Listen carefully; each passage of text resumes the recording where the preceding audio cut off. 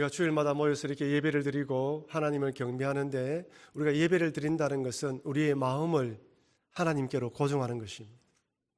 비록 세상에 이런 일 만나고 저런 일을 경험하면서 힘들고 어려워도 주님이 나와 함께 하신다는 것을 믿는 것입니다. 아울러 또한 내가 어떤 상황이 있다 하더라도 하나님만 바라보겠다라고 결단하는 것입니다. 여러분, 우리는 이미 복을 받은 자들입니다. 구원의 복을 받았고 하나님이 우리와 함께하는 복을 받았습니다. 너무 많은 것들, 세상이 추구하는 것들 가운데 비교하고 빠지면 하나님 주신 복을 내가 마음껏 누리지 못하는 것입니다. 그래서 저는 한 2주간의 말씀을 통하여 우리가 왜 하나님을 믿어야 되는가, 이 믿는 하나님에 대해서 가슴에 품고 좀 다른 사람들한테도 복음을 전했으면 좋겠다라는 관점을 가지고요, 7월 첫째가 되면 맥주 감사주일이 됩니다. 벌써 6개월이 지나고 7월 첫 주가 되면 이제 또 새로 남은 6개월을 살아가야 됩니다. 하나님이 어떤 분인가를 가슴에 새기고 감사함으로 우리 하나님께 맥주 감사절을 보내기를 바라는 마음으로 이 3주간의 말씀을 나누려고 합니다. 한 번 더 따라할까요? 너의 창조주를 기억하라. 여러분, 오늘 제가 드리는 이 말씀은 여러분 오랫동안 들어본 말씀이고 늘 기억하는 말씀입니다. 근데 문제는 우리가 이 말씀을 가슴에 품고 살아가느냐라는 것입니다. 세상은 우리 자꾸 흔듭니다. 세상은 우리를 넘어뜨리게 만듭니다. 이런 일을 경험하면서 믿음의 길에서 이탈할 때도 많습니다. 근데 우리는 창조주 하나님을 기억하고 그 하나님을 바라봐야 됩니다. 여러분, 참된 행복이 무엇일까요? 여러분, 행복하십니까? 여러분, 지금의 삶에 만족하십니까? 아마 이렇게 물으면 목사님이 어두가 무엇일까? 대답하기가 애매합니다. 만족하다고 하면 또 뭐라고 이야기할까? 믿음 안에서는 만족해야 되는데 일상의 삶 가운데 이런저런 일을 경험하면서 만족하지 못할 때도 많은 게 인생입니다. 여러분, 정말 복된 삶은 무엇일까요? 행복은 무엇일까요? 많은 사람들이 복을 찾아 세상을 헤매는 것 같습니다. 행복을 찾아 떠납니다. 새해가 되면 바닷가나 산 높은 곳에 떠오르는 태양을 보고 우리 가족 행복하게 해주세요, 우리 가족에게 복 내려주세요, 복을 빕니다. 여러분, 물어보십시오. 당신은 복을 무엇이라 생각합니까? 사람들은 복을 받기 위해서 용하다는 장소, 신통하다는 장소를 찾아갑니다. 그것에 동전을 던지고 돈을 얹고 기도를 합니다. 복을 달라고요. 여러분, 사람들은 정말 무엇을 복이라고 생각할까요? 행복이 무엇일까요? 일시적인 감정일까요? 아, 좋다, 이런 감정일까요? 여러분, 사람들이 흔히 크게 잘못 생각하는 것들이 있는데, 첫째는 이런 행복은 돈을 많이 벌면 주어진다고 생각합니다. 이미 사람들이 과학적으로 또 심리학적으로 돈을 많이 벌더라도 행복하지 않다, 아니 행복감이 오래가지 않는다라고 이야기를 해도 사람들은 돈을 추구합니다. 마치 불나비처럼 나비가 불을 쫓아 이게 양초에 뛰어드는 것처럼, 불을 뛰어드는 것처럼 돈을 찾아 뛰어듭니다. 그것이 죽음의 길이고 관계가 깨어지고 또한 패망의 길인지를 알면서도 뛰어드는 것 같아요. 사람들은 돈을 많이 벌면 행복할 것이라 생각합니다. 출세하고 성공하고 높은 자리에 올라가고 부족함이 없는 삶.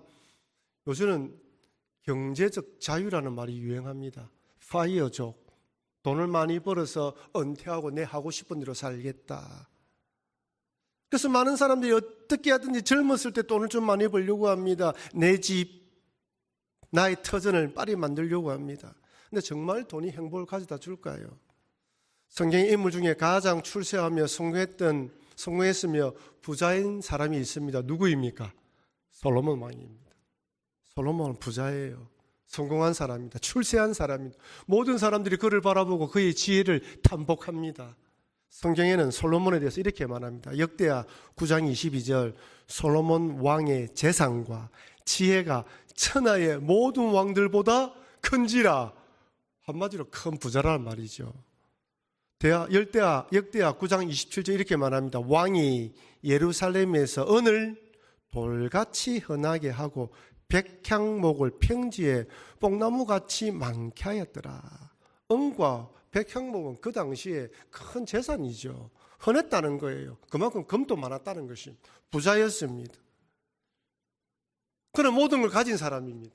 우리가 바라는 모델 중에 한 명입니다. 근데 그가 전도서에서 이렇게 고백합니다.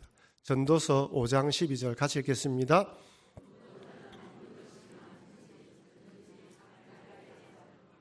저는 그 부요함 때문에 자지 못하느니라. 저는 이 구절을 읽으면서 잠에 비유한 것에 대해서 적절하다고 생각합니다. 여러분, 부자라고 잠을 편하게 자는 것은 아닙니다. 오히려 성공하고 출세한 사람들이 불안이 더 심해져서 이런 약물에 중독되기도 하지 않습니까? 여러분, 잠은 물질에 상관이 없는 것 같습니다. 오히려 부자들이 더 민감합니다. 여러분, 잃을 것이 많은 사람일수록 자연재앙이나 그다음에 이 경제적 위기가 찾아왔을 때 불안이 더 커집니다. 왜? 잃을 게 많거든요.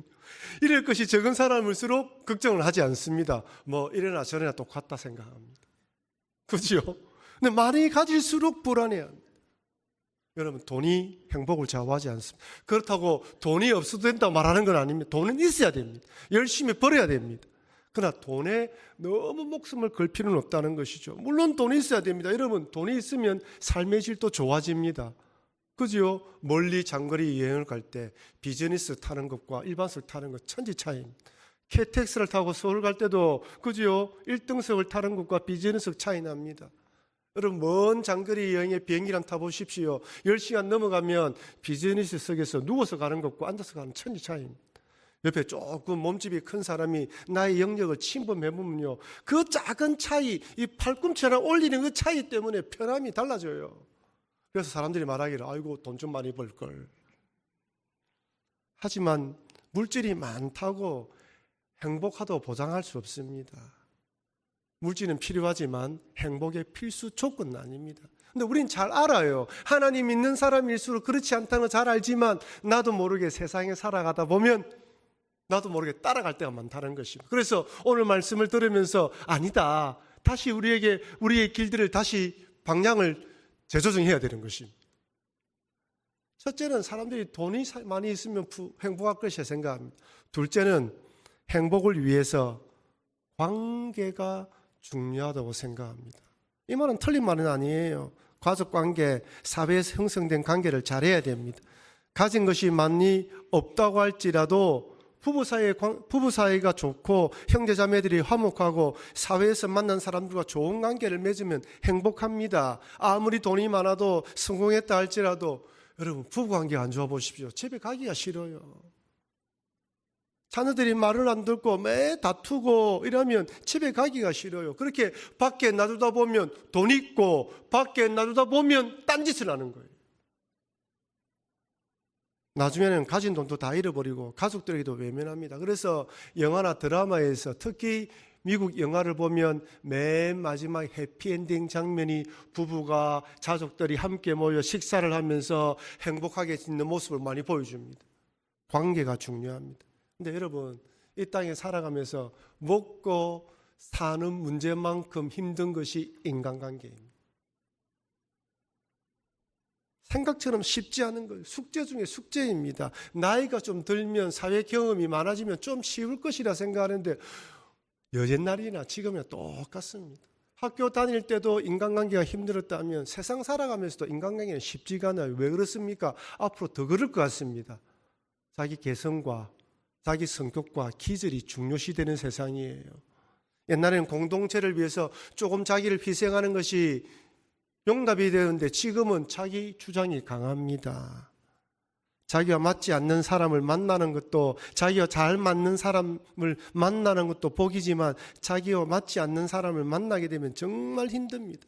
여러분, 현대인들이 받는 스트레스 중 가장 큰 스트레스가 바로 인간관계입니다. 작년에 초등학교 교사의 자살로 시작된 교사들의 외침을 한번 보십시오. 참 그때 얼마나 들으면 교사들이 저 밖에서 저럴까. 이전에 학교 다닐 때만 하더라도, 제가 학교 다닐 때만 하더라도 선생님이 막대기 하나로 정말 아이들을 다 통솔했는데 지금은 그런 권위가 없습니다. 자기 자식만 생각하는 학부모 때문에 골치가 아픈 것이죠. 공무원들과 서비스에 종사하실 분은 어떻습니까? 악성 민원을 제기하는 사람 때문에 힘들어합니다. 어디나 마찬가지예요. 그 몇 명의 사람들이 끈질기게 괴롭혀요. 자영업을 하시는 분들은 진산 손님 때문에 머리를 쩔쩔쩔 흔듭니다. 연예인들은 악플 때문에 자살까지 합니다. 아무리 많은 사람들이 좋아해줘도 소수의 몇 사람들이 괴롭히면 죽고 싶은 게 사람 마음이에요. 사람이 사람을 만나서 살아가면서 서로 위로하고 위로받고 힘을 얻고 살아가야 되는데 꼭 그렇지 않은 것 같습니다. 그래서 좋은 관계, 복된 관계를 맺는 것은 행복의 꼭 중요한 부분 중에 하나입니다. 좋은 사람과 좋은 관계를 맺고 조금 맞지 않는 사람 적당한 거리를 두고 살아가는 것이 좋은 것이죠. 그러면 행복이 좀 오는 것 같습니다. 그런데 이것도 행복의 전부가 아니에요. 돈을 많이 벌고 좋은 관계도 맺고 부부관계도 전혀 문제가 없어요. 자식들 잘 크고 있어요. 자기도 하는 일 잘 됩니다. 근데 뭐가 찾아옵니까? 허무가 찾아옵니다. 참 무서운 게 허무예요. 허무는 성공했든 성공하지 않았든, 관계를 잘하든 관계를 잘하지 않았든 이 땅에 살아가면 허무가 반드시 찾아옵니다. 아니 특히 성공하고 출세하고 모든 사람들이 부러워하는 높은 자리에 있는 사람일수록 더 허무가 찾아와요. 연예인들 중에 남들 보기에 성공하고 사람들이 박수갈채를 받는데 그 맨 윗자리에서 죽을 생각을 하고 있어요. 허무하다는 거예요. 내가 무엇을 위해 여기까지 달려왔지, 지금 무엇을 하고 있지, 만족이 되지 않습니다. 그래서 솔로몬 왕이 이렇게 고백합니다. 전도서 1장 1절 2절 우리 같이 한번 읽어보겠습니다. 다윗의 아들 예루살렘 왕 전도자의 말씀이라. 헛되고 헛되며 헛되고 헛되니 모든 것이 헛되도다. 모든 것이 헛되도다. 여러분 솔로몬 왕은 아쉬울 것이 없는 사람입니다. 돈이 있죠. 권력이 있죠. 부인도 많아요. 지혜도 뛰어납니다. 세상 부를 것이 하나도 없는 사람입니다. 모든 사람들이 솔로몬 같은 자리에 오르기 원합니다. 근데 그가 말하기를 허무하다고 합니다. 여러분 히브리어로 이 허무하다는 히브리 말은 헤벨입니다. 이 헤벨의 뜻은 입김이나 수증기, 해가 뜨면 사라지는 안개를 말합니다. 여러분 겨울 입에 불면 금방 사라집니다. 허무하다는 거예요. 그 성공한 거, 그 부, 허무하다는 거. 인생을 살아보니 이 허무함을 이길 수 없다는 것입니다. 여러분 요즘 우리 사회에 약물과 마약 중독이 끊이지 않아요.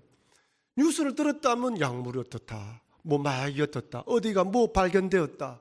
여러분 깜짝 놀랄 정도입니다. 여러분 이렇게 마약이 이렇게 이야기 나오는 몇 년 되지 않아요.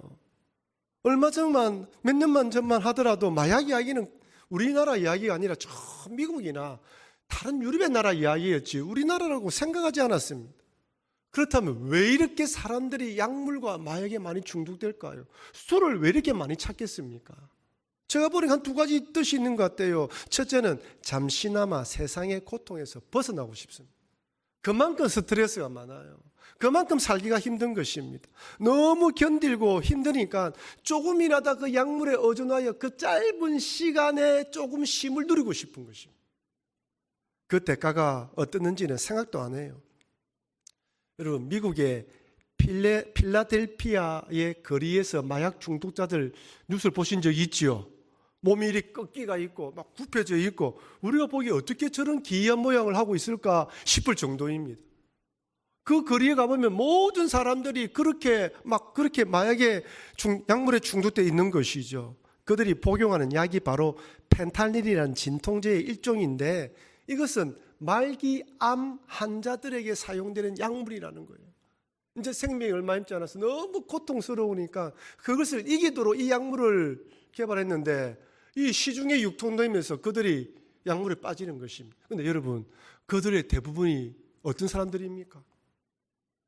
그 거리에 있는 사람들 보니까 다 노숙자들이에요. 하루하루 살아가다 보니까 너무 힘드니까 그렇게라도 그 고통을 잊으려고 약물에 빠지는 것입니다. 삶이 너무 힘든 것이죠. 둘째는 부자들이거나 성공한 사람들입니다. 이들은 할 수 있는 거 다 해본 사람들. 가지고 싶은 거 다 가져봤어요. 인생에 제일 힘든 건 저는 그런 경험이 없습니다만 우리 성도님도 마찬가지겠지만 가지고 싶은 거 다 가질 수 있고 하고 싶은 거 다 했는데 허무가 찾아올 때 그걸 극복할 수 있는 방법이 없습니다. 그러면서 그 허물을 극복하기 위해서 또 다른 재미를 찾는 것이 바로 약물과 마약입니다. 말초적인 쾌락에 빠지는 것이죠. 저는 동성애도 동일하다고 생각합니다. 정상적인 방법으로 성욕에 만족되지 않자 그런 방법으로 성적인 쾌락을 누리려고 하는 것이죠. 사람들은 성적인 취향이라 이야기하지만 성경은 분명히 죄라고 단정지 있습니다. 근데 어떻습니까? 이렇게 약물과 마약에 취하면 어떻게 됩니까? 그때는 좋은지 몰라도 나중에는 그 후유증은 이루 말할 수가 없습니다. 정상적인 생활을 하지 못하고 나중에는 완전히 폐인으로 됩니다.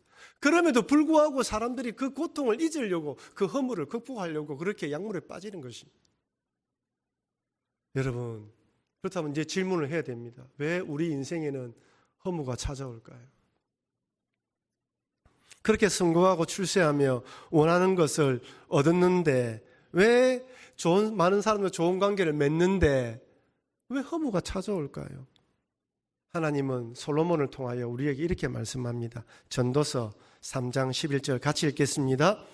하나님이 모든 것을 지으시되 때를 따라 아름답게 하셨고 또 사람들에게는 영원을 사모하는 마음을 주셨느니라.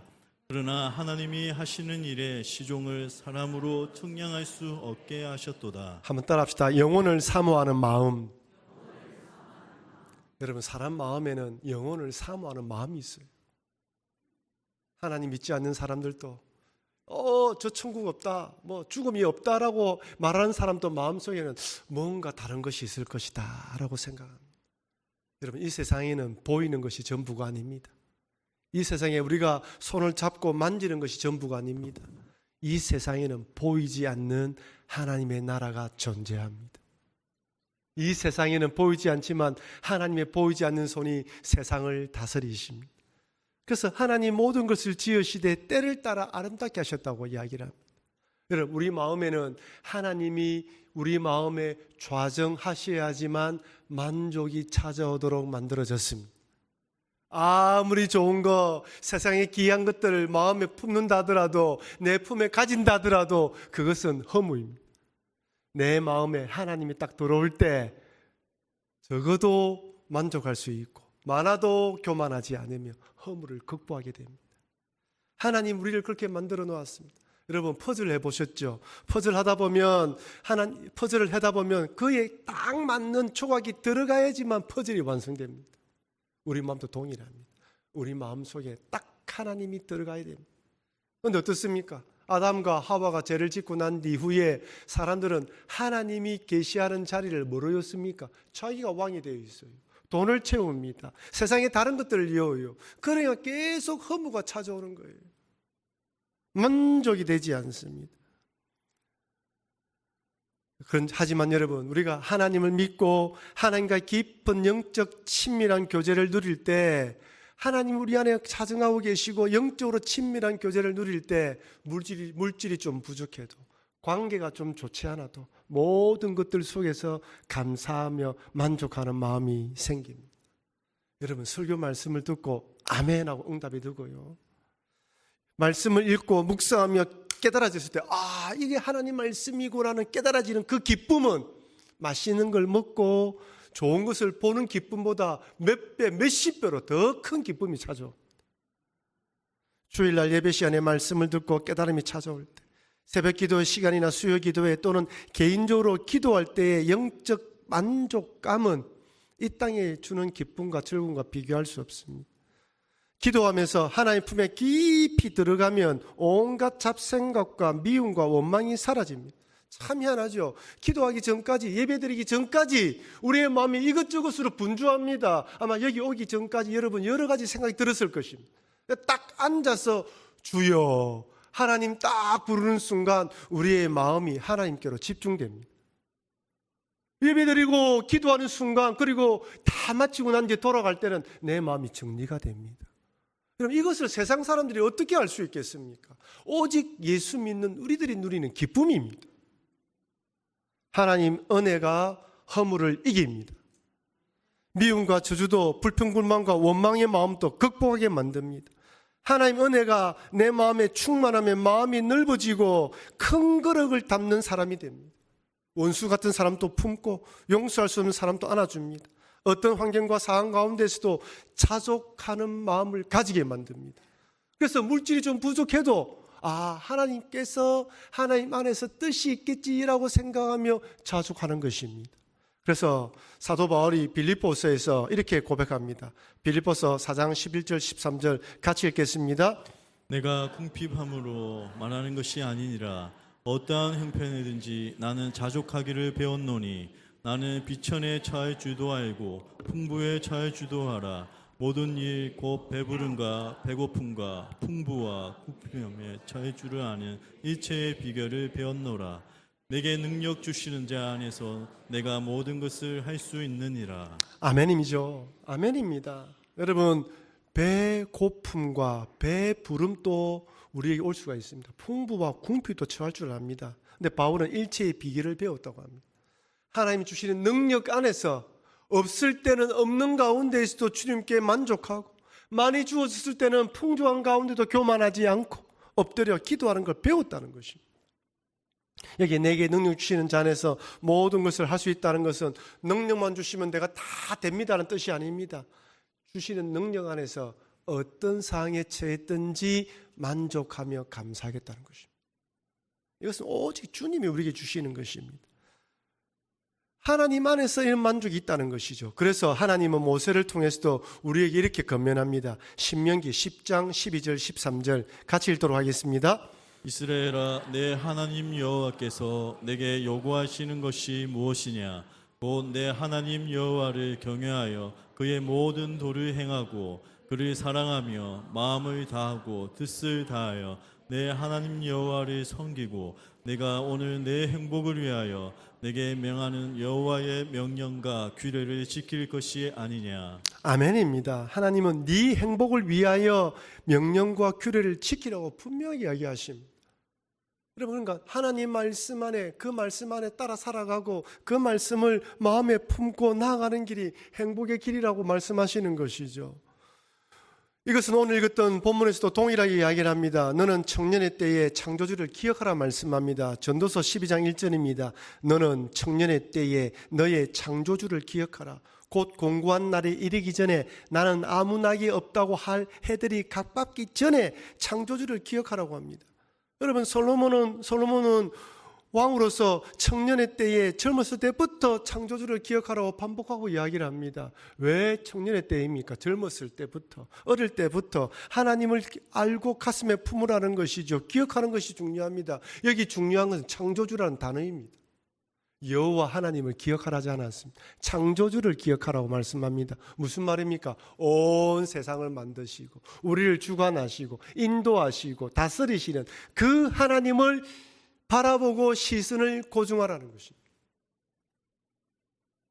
하나님은 온 세상을 창조하셨습니다. 하나님의 뜻이 무엇인지 매일 살피며 살아가라는 것입니다.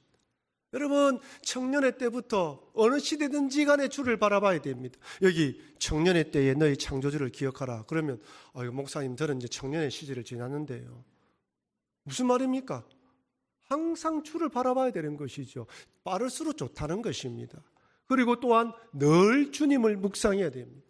여러분, 오늘 쭉 전도서 12장을 읽어보면 무엇을 이야기하고 있습니까? 세월이 흘러감을 이야기하면서 모든 인생은 죽는다고 이야기를 합니다.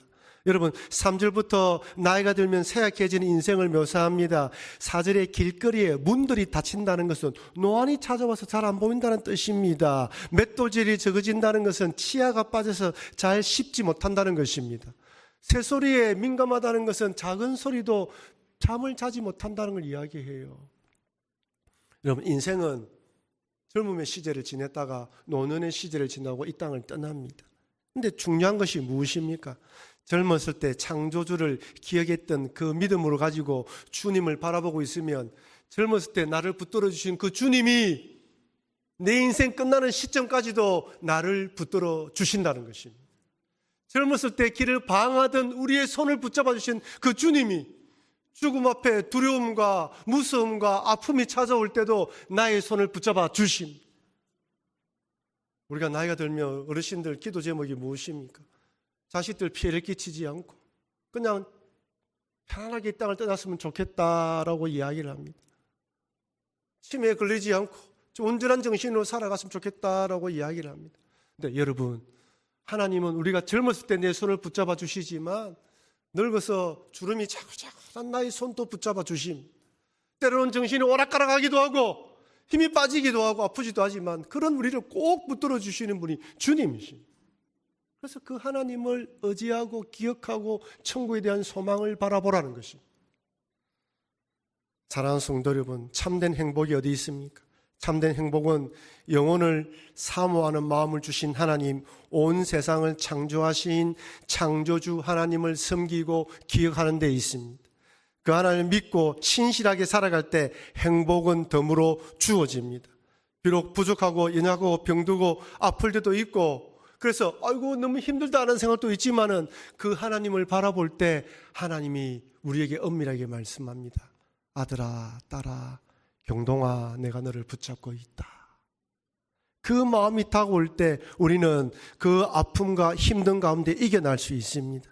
그러니 남은 생애 동안 하나님 은혜를 사모하며 충만하심으로 하나님 안에 참된 행복을 누리시는 여러분과 제가 되기를 바랍니다. 근데 문제는 우리가 이것을 우리만 누리는 것이 아니라 이것을 많이 누려서 내 이웃에 계신 분들에게도 하나님 안에 참된 복이 있다. 하나님을 기억하고 믿어야 된다라고 전해야 됩니다. 그럴 때 우리도 행복을 누리고 그들도 같은 행복을 누리게 되는 것입니다. 여러분, 우리가 살아가는 이 세상은 지금 이렇게 물질만을 추구하는 시대가 없었어요. 옛날에는 정신적인 그 기쁨도 추구했는데 지금은 오로지 물질밖에 없습니다. 이런 시대에 하나님만이 참된 행복이다라는 것을 가슴에 품고 또 복음도 전하시는 여러분과 제가 되길 주의 이름으로 축원합니다. 우리 받은 말씀을 기억하며 하나님만이